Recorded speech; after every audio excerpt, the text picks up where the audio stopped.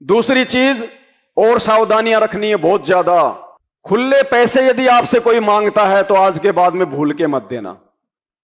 अगर आपकी दुकान है, आपको ऐसा कोई काम करते हैं, उसमें यदि आपको किसी सामान के बदले आपने खुले पैसे देने तो बात अलग है। आपकी दुकान है, किसी ने 1 किलो आपसे जो है वो चीनी ले ली, चावल ले लिए, आपको 500 का नोट दे दिया, तो उसको तो आपने देना ही पड़ेगा खुला पैसा। वैसे यदि आपसे राह चलते हुए या वैसे कोई आड़ोसी पाड़ोसी आ जाए कि या भाई साहब 100 रुपए के मुझे खुले देना, मुझे 500 के खुले देना, उस व्यक्ति को आपने भूल कर भी खुले पैसे नहीं देने। क्यों नहीं देने? ये भी काल हमें ठगेगा। यहां पे हमारे पास में जो पैसे हैं वो हमारी नेक कमाई के हैं, और उसके पास में जो पैसा होगा वो उसकी अनैतिक कमाई का होगा। भले ही वो नेक काम करता है लेकिन उसके पास नाम नहीं है, इसलिए उस पर 3 लोग का भार है। हमारी नेक कमाई का पैसा हम उसको देंगे, और उसका वो अनैतिक पैसा यदि हम लेंगे तो भार चढ़ेगा हमारे ऊपर, और हमारी नेक कमाई के पैसे का वो दुरुपयोग करेगा। वो बीड़ी भी पिएगा, वो 100 काम करेगा वो उस पैसे से। जैसे आप समझिए, रक्षाबंधन का त्योहार है और आपका पड़ोसी आया आपके पास में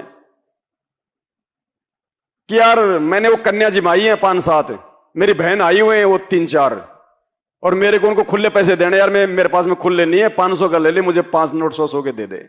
आप दोगे? आपको पता है ना कि वो क्या करेगा, दोगे आप? अगर कोई बिना बता के करवा रहा है तो भी वही बात है, तो भी वो तो दूसरे काम में लेगा उन चीजों को। तो हमारी नेक कमाई को वो जो है गलत काम में लगाएगा, और उसकी बुरी कमाई का पैसा हम अपने जेब में डालेंगे। अरे हमारा मीठा पानी वो पिएगा और उसका खारा पानी हम पिएंगे, ये समझदारी है क्या? खुला पैसा भूल के मत देना। वो बीड़ी भी पिएगा, वो मांस भी लाएगा, वो सिगरेट भी पिएगा, बाहर चढ़ेगा आपके ऊपर, काल ऐसे ठगता है। इन छोटी छोटी बातों का ध्यान रखना हमने। भगत जी उधार तो मदद हम कर सकते हैं, लेकिन देखो वही बात है भगत जी, अब एक समय ऐसा आ जाएगा भगत जी, आप किसी की उधार मदद भी नहीं करोगे।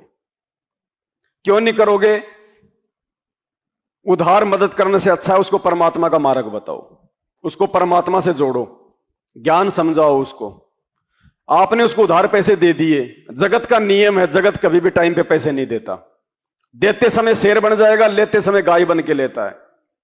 आपकी आत्मा दुखेगी, आपका मन दुखेगा, दे नहीं रहा, पता नहीं देगा कि नहीं देगा, देगा कि नहीं देगा। लेते समय मन मुटाव किया, लड़ाई झगड़ा किया, आपकी भक्ति बर्बाद, उसकी आत्मा दुखेगी। तो परमात्मा कहते हैं या तो लेन देन करो मत। अगर लेन देन करते हो उधार में तो फिर अपनी छाती को टाइट करके रखना कि कल को पैसा नहीं दे तो लेते समय लड़ाई झगड़ा नहीं करना, फिर जबरदस्ती नहीं करनी, फिर वो दे उसी समय लेना। बार बार उसको ये भी नहीं कहना कि दे दे दे, दे के भी दुखी।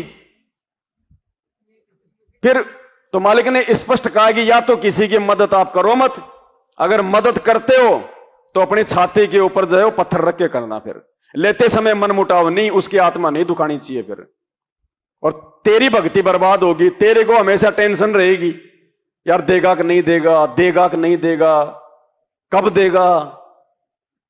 तो भगत ऐसा काम ही क्यों करे? वो सोना किस काम का जो कानों को तोड़े? तो हमने ऐसा काम ही नहीं करना भगत जी। सीधा बोलो भैया, भगवान की भक्ति करो और परमात्मा से मांगो। तो भगत तो इन चीजों में नहीं पड़ता भगत जी, उधार के लेन देन में, ऋण में। अब तुमने उधार दे दी, परसों तुम मर गए तो तुम्हारा तो रह गया ना कर्जा, आओगे तुम भी गधे बन के, आओगे तुम भी गधे बन के, क्योंकि वो तो लेना देना पूरा करना पड़ेगा। भाई ऋण संबंधों के कारण तो हम जुड़े हुए हैं आपस में, और परमात्मा ऋण संबंधी तो कटवा रहे हैं कि ऋण मत बढ़ाओ। तो बचो इन चीजों से। विशेष अगर ऐसी कोई परिस्थितियां हो गई उधार मदद करना आपकी मजबूरी हो गई, जरूरी है, तो उतनी मदद करो। आवश्यकता से बढ़ के दिखावे के लिए मदद मत करो कि कल को रिश्तेदारी में मेरी वाहवाही हो जाएगी कि साहब उस रिश्तेदार ने मेरी 5 लाख की मदद कर दी। उतनी मदद करो कि अगर वो पैसा ना लौटा पाए तो आपकी भी आत्मा ना दुखे, आप उस पैसे को छोड़ सको कि तू जाने और परमात्मा जाने, मालिक मैं तो तेरे नाम पे दे रहा हूं। दान समझ के देना है, उसको नहीं बोलना कि मैंने दान समझ के दे दिया, नहीं, वो जिंदगी में नहीं लौटाएगा। अपनी तरफ से यह सोचना कि भगवान मैं तो आपको समर्पित कर रहा हूं, आएंगे तो आपके, नहीं आएंगे तो मेरे, तो बच सकते हैं, वैसे नहीं बचेंगे। बंदी छो